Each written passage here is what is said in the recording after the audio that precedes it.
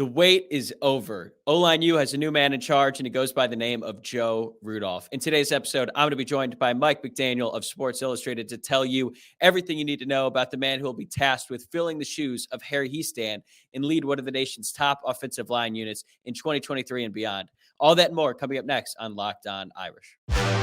You are Locked On Irish, your daily podcast on the Notre Dame Fighting Irish. Part of the Locked On Podcast Network, your team every day.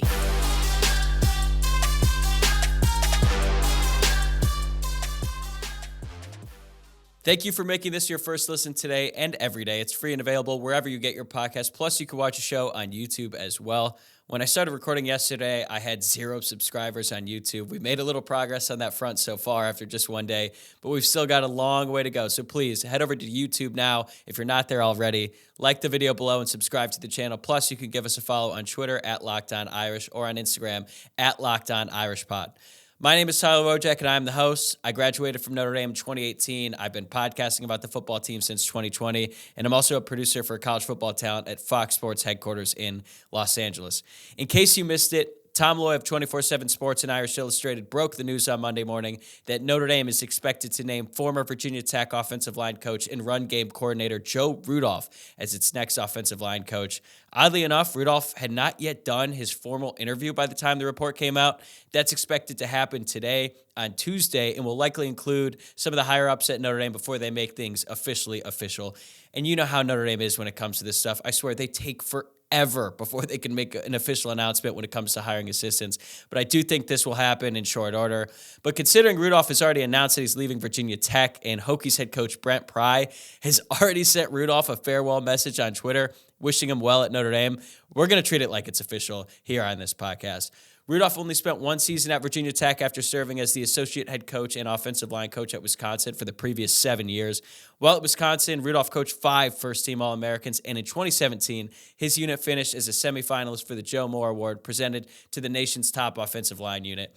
So coming up next, Mike McDaniel, the news writer for Sports Illustrated, not the Miami Dolphins head coach. He's going to join me to go in-depth on what Notre Dame is getting in its next O-line coach. Mike grew up a Notre Dame fan, has covered Virginia Tech football for the past eight seasons, I believe. So he's got plenty of great insight on Rudolph's past and what he'll bring to the table for the Fighting Irish. I learned a lot from this conversation. I think you will too. So let's bring him on. Here's Mike McDaniel. All right, Mike McDaniel of Sports Illustrated joins us now. Mike, first off, congratulations on being the first guest here on Locked On Irish. The plaque is already in the mail. It should be at your house by the end of the week. Is that cool? I was going to say, this is also the first time I've talked to you really in person since you made your famous appearance on the now defunct Tyson Tate show. So R.I.P., man. R.I.P. I feel like I'm in the presence of a celebrity. So okay, I think that's you're giving me a little bit too much credit there, but I appreciate you taking the time to come on today. Obviously, we know the headline, Notre Dame hiring Joe Rudolph from Virginia Tech. So let's get into the meat of it here. What is Notre Dame getting in Joe Rudolph as its next offensive line coach? Well, I mean, contrary to what some Virginia Tech fans think, you're getting a really good offensive line coach. Now, his resume speaks for itself, right? Spent all that time at Wisconsin and developed into a really, really solid offensive line coach there, one of the best assistants in the Big Ten. Leaves that job for Virginia Tech. And the way I understand it is, Paul Chryst was on his way out at Wisconsin. The writing was kind of on the wall. Things were running stagnant there. And, he reached out to Brent Pry when Brent Pry gets the Virginia Tech job. And it's kind of like, hey, man, throw me a lifeboat because I need some job security, right? And he ends up in Blacksburg, which for Virginia Tech, that was a big time hire. It was one of the first assistants that Brent Pry hired, and he kind of made a splash right away.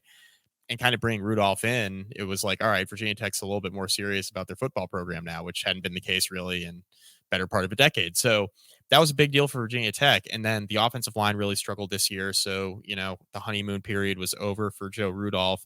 But I think what a lot of fans, at least in the Virginia Tech fan base, kind of underestimated is the fact that Tech was having a lot of personnel issues.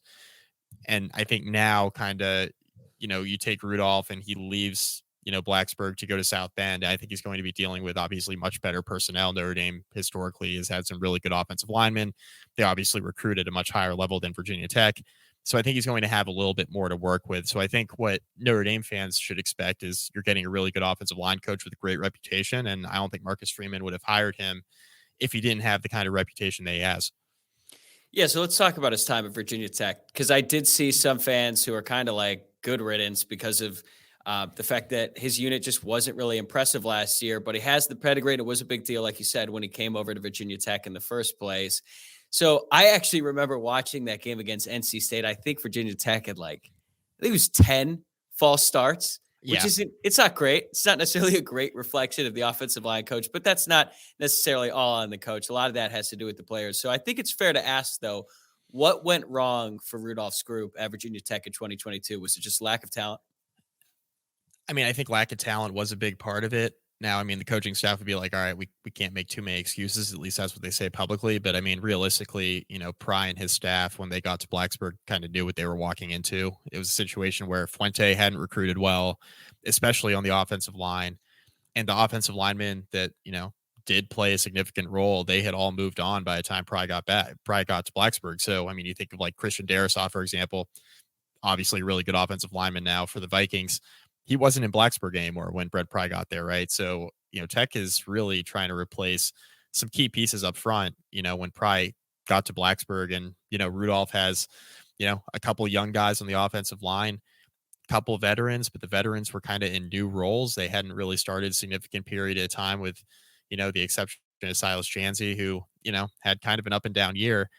So Virginia Tech really just struggled from a personnel standpoint. The pre-snap penalties were a major issue. I think that's, something that, can be put on Rudolph a little bit, but I think also can be put on the players. It's really hard to pass blame when, the expectations are pretty low up front. But, I think Virginia Tech's offensive line did get better as the year went on. Again, it was never a great unit, but there was some improvement in the back few games of the year, which kind of gave Tech fans optimism heading into this year. But now with Rudolph gone, it's back to the drawing board for the Hokies. And, I think fans are going to realize that it's really hard to replace a coach of any caliber, but especially Joe Rudolph's caliber, kind of this time of year, right? I mean, you're entering March, you're getting it, right before spring ball. There's, unless you're kind of prying somebody off of somebody else's staff, like it's kind of tough to hire a guy who, can replace Joe Rudolph. And I think fans are going to understand that pretty quickly. If the offensive line is kind of remaining stagnant, they're going to probably wish that Joe Rudolph was still in Blacksburg, especially if he has some success up at ND.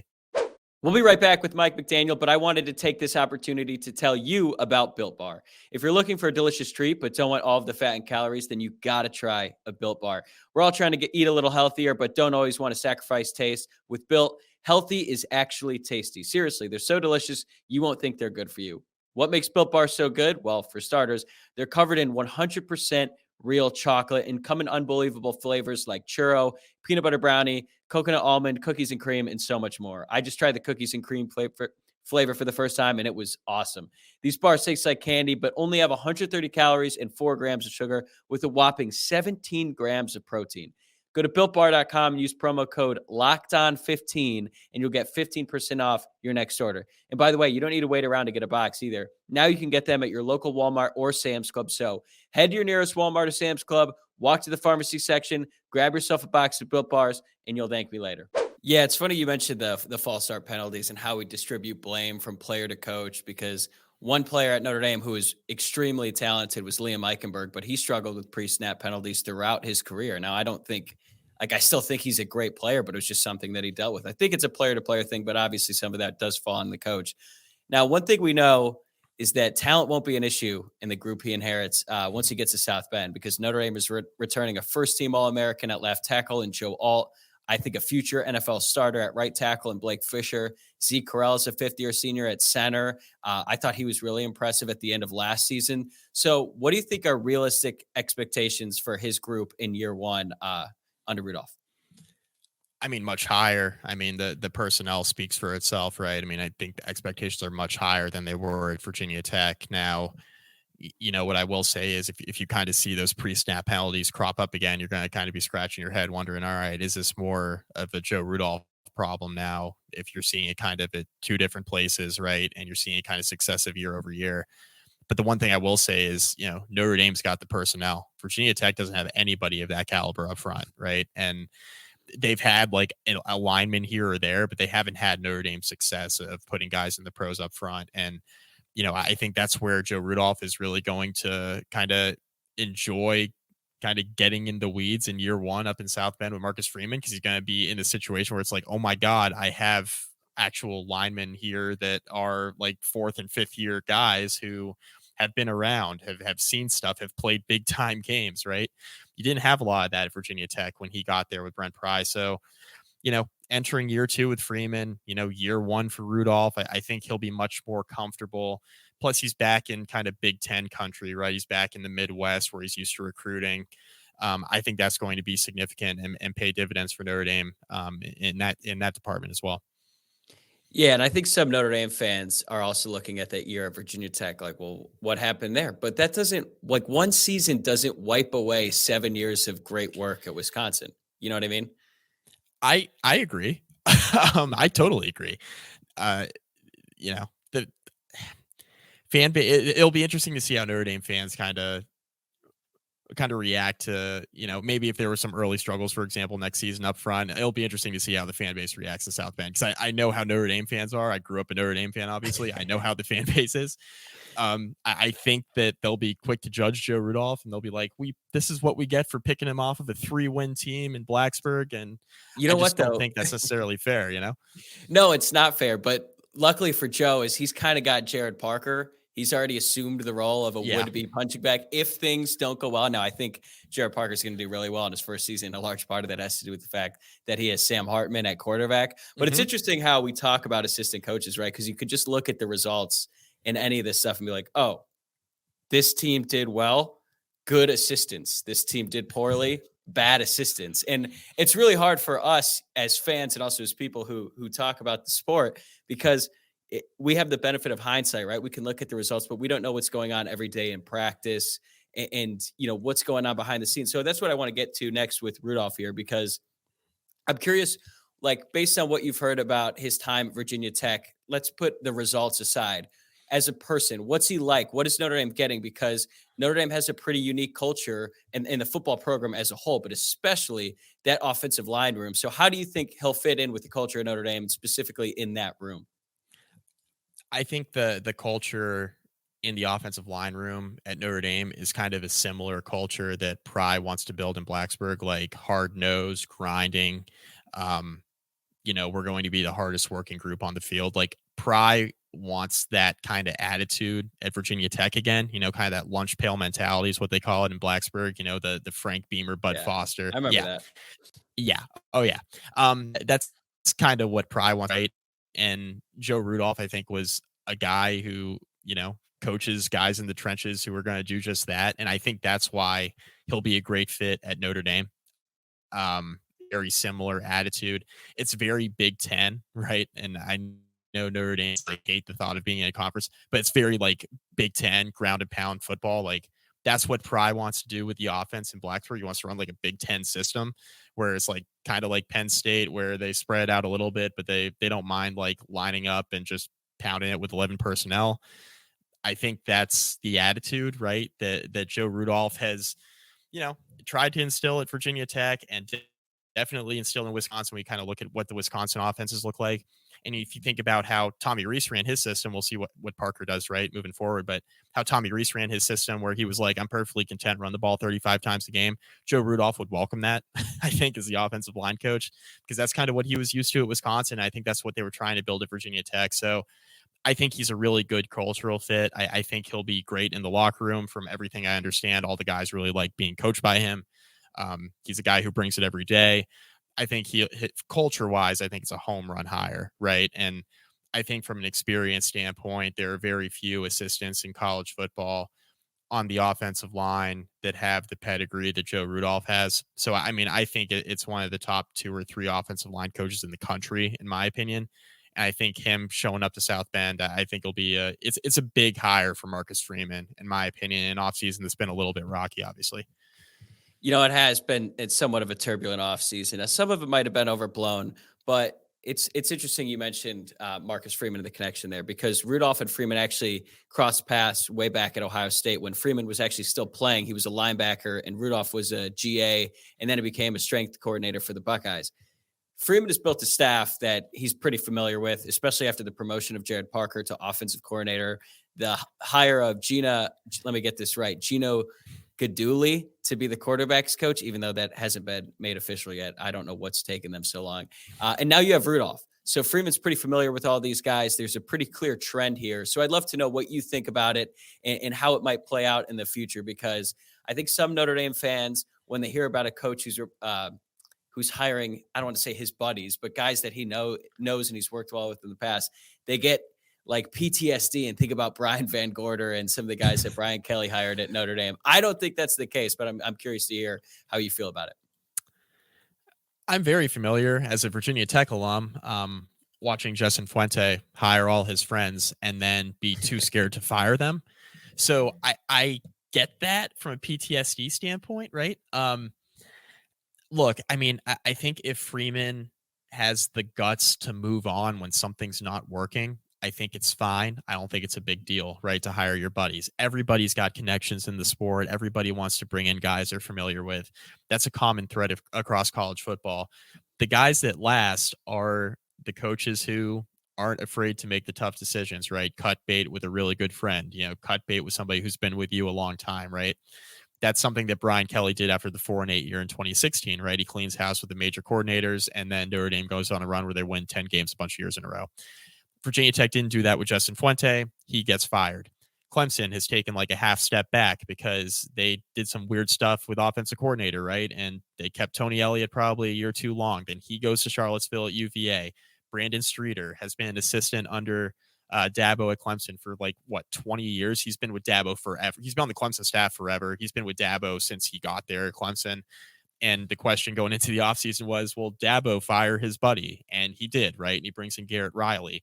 And that's something that took a lot of guts because Streeter had been with him since the jump, right, at Clemson. So I don't think it's a big deal to hire your friends. I don't think that Notre Dame fans should be too worried about it. I think where the concern comes in is if Joe Rudolph puts together like 3 really poor offensive lines in a row, would Marcus Freeman have the guts to now cut bait with a guy who historically has been really well respected across the sport? And then number 2 is a guy that he respects and likes and really wanted to be there and wanted to be there and want him there to work out. It just doesn't, right? Will he cut bait? That's the question, right? And that's really a question for Freeman as a new head coach anyways. Like, is he going to be able to make those tough decisions where, the fans probably are in full support of you making those types of calls with offensive coordinators, but are you going to, be there and make the tough calls? And that's the question with Freeman. That's the question with all, first time head coaches and even some of the veteran head coaches like Dabo Swinney, who have had, success in the highest of highs in the sport, have won national championships. Are you willing to evolve? And sometimes that involves making tough decisions. And if you can make those, I think you'll last. Well, hopefully he doesn't have to make those decisions. Hopefully every hire just kicks ass and they all dominate and he never has to cut bait or do any of this stuff. Right. It's funny you mentioned Kelly. I actually remember he fired Mike Denbrock from Notre Dame. I'm pretty sure Denbrock was in his wedding. Yeah. Yeah. And then he rehired him at LSU. So I guess, everything's fine there. I mean, Virginia Tech, Justin Fuente had Brad Cornelsen as offensive coordinator. The whole fan base hated Cornelsen, and Fuente wouldn't make the call to fire him. And Cornelsen was the best man in Fuente's wedding. So it was like, at some point you probably got to make a tough decision there, and he wouldn't do it. So he's no longer the coach because of it. Yeah, that's unfortunate. That's going to be weird when you're looking back at old wedding photos. You're like, God, I did fire that guy. The one standing closest to me. That's why Brian Kelly rehired Denbrock, Yeah, exactly. It's what you got to do in this industry. But again, hopefully Freeman doesn't have to make those hard decisions, because I do think that things will go pretty well. The one thing about Rudolph, though, is like, if he does have a bad season, I mean, literally just one. If things go wrong with the offensive line this year, expectations are so high, and I would say for good reason, given the talent on the roster. Oh, yeah. But like, I don't even think he could afford to have an average season, if that makes sense. Yeah, and the Notre Dame fan base is not stupid, right? So they're going to look back at the struggles Virginia Tech had with the offensive line this year, and they're going to be like, is this a coach kind of on the outs, right? Is this a coach kind of on the downside of his career? That's going to be a logical question, especially when you return a couple of All-American candidates on the offensive line at Notre Dame. If the Irish have a kind of a tough year up front, they're having trouble protecting Sam Hartman. I think it's going to be a logical question, right? And I think it's going to lead some fans also to wonder, like, okay, why was he looking to get out of Wisconsin so bad, right? Was that a situation where Paul Chryst was looking to make a change, or was that really the situation where, Rudolph was trying to get away from a bad situation in and of itself? I think fans are going to start asking those questions, and I think for good reason if the offensive line does struggle. Yeah, so expectations are high, the pressure is high, but again, I think he's going into such a good situation that he should have success. But looking forward now, because I don't think Freeman intends for Rudolph to be around for just a year or two. I Right. think that he expects that Rudolph will be the offensive line coach for the foreseeable future. Now, what that means for an assistant coach anymore? I mean, hell, 3 years seems like an eternity now to have Right. one guy with the program. So let's talk about recruiting, because Marcus Freeman loves to recruit. He makes sure it's a priority for every single member of his staff. I know, I was looking it up beforehand. Rudolph picked up some great recruits when he was at Wisconsin. Now, I would Good. say it's probably a little bit easier to recruit offensive linemen at Wisconsin Right. because of the history there and the location and all that. He didn't have a great class, as far as I understand it, at Virginia Tech this year. But what do you know about his recruiting acumen? Yeah, I mean, basically what you just said, right? Good recruiter at Wisconsin. Clear that he was comfortable recruiting offensive linemen to that scheme, which, I mean, I think is pretty easy. If you're an offensive lineman from the Midwest, I think you would love to go play at Wisconsin, right? It's obvious that, he was comfortable there. Going to Blacksburg, maybe not so much, but again, it's kind of like, how much of this do you put on the staff, right? Because number one, you have a transition class, and then number two, like, your first true class, you're really kind of, starting from the ground up. You're trying to reestablish relationships. It's been a priority in Virginia for Virginia Tech to kind of reestablish the relationships in state that were kind of burned with Justin Fuente. So, how much headway could you really make, right? If you're Joe Rudolph. So I wouldn't look too much into kind of the struggles at Virginia Tech from a recruiting standpoint, because I think there's a lot of other factors in play there.